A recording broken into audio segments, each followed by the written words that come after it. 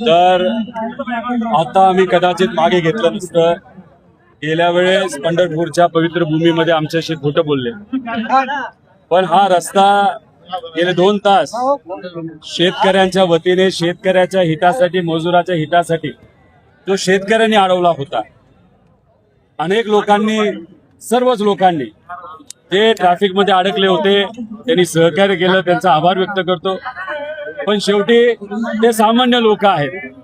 आमच्या आंदोलनाचा फटका सामान्य लोकांना जास्त वेळ बसू नये अशी आमच्या सगळ्यांची इच्छा होती. त्यामुळे मंत्री महोदयांशी बोलल्यानंतर उद्या 11:30 वाजता मुख्यमंत्री साहेबांबरोबर आम्ही सगळे बसणार आहोत. आता तिथं ते काय करतात, काय बोलतात हे आपल्याला तिथं बघावं लागेल. कोणाशी बोलणं झालं आणि पुढची दिशा काय? आता काय योगायोग म्हणा का दुर्दैव म्हणा, ज्या व्यक्तीला आम्हाला फसवलं त्याच व्यक्तीला मुख्यमंत्री साहेबांनी पुढे करून, म्हणजे महाजन साहेबांना पुढे करून तिथं आमच्याशी बोलायला सांगितलं. महाजन साहेब मुख्यमंत्री साहेबांशी बोलले. त्यानंतर उद्या 11:30 वाजता अधिवेशनामध्ये आपण बसूया असं आम्हाला सांगितलेलं आहे.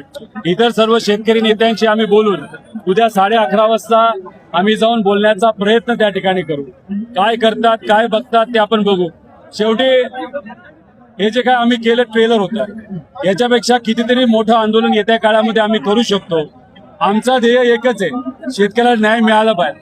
आमची भूमिका एकच आहे, प्रामाणिकपणे लढलं पाहिजे. सरकार जर गेंड्याच्या कातडीचं असेल, नाही तर कुंभकर्णासारखं झोपायचं सोंग जर घेत असेल आणि मुद्दामून शेतकऱ्यावर अन्याय करत असेल, त्याला खरं तर आम्ही काही करू शकत नाही. आमच्याकडे पर्याय एकच आहे, लोकांसाठी, गरिबांसाठी रस्त्यावर येऊन लढायचं. उद्या वर्कआउट झालं नाही तर पुढे काय? पुढे विदर्भामध्ये मोठं आंदोलन हे आम्ही तिथं करणार आहोत. आम्ही कुठेही थांबवलेलं नाही, आम्ही स्थगिती दिलेली आहे. आम्ही जेव्हा अन्नत्याग आंदोलन केलं, लोकांना असं वाटलं जे सत्यच आहे, सामान्य लोकांना अजिबात वाटलं नाही की आता संपलं वाटतं.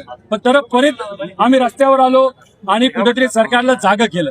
परत सुद्धा जर खोटं बोललं गेलं तर परत एकदा सरकारला योग्य पद्धतीने कसं जागं करायचं हे आम्हाला नक्कीच त्या ठिकाणी माहिती आहे. चर्चेनंतर ठरवणार म्हणजे पुढचं उद्या बघावं लागेल. कसं आहे, खूप वेळ इथं थांबवून सामान्य लोकांची खूप मोठी गैरसोय झाली असती आणि गरिबाची गैरसोय करणं हे आम्हाला कुठेही परवडत नाही, नाही तर आम्हाला योग्य वाटत नाही. त्यामुळे कुठेही जास्तपणे आडमुठापणा दाखवू नये अशी सगळ्यांची, शेतकऱ्यांची इच्छा होती. आणि जर आमच्यावर परत एकदा अन्याय झाला तर प्रत्येक गावात, तालुक्यात, जिल्ह्यात जिथे असणारे शेतकरी कायदा व सुव्यवस्था हातात घेतील आणि कुठल्याही मंत्र्याला, कुठल्याही मतदारसंघात, कुठल्याही जिल्ह्यामध्ये फिरून मात्र शेतकरी देणार नाही असं आम्हाला सगळ्यांना वाटतं. ठीक आहे दादा, थँक्यू.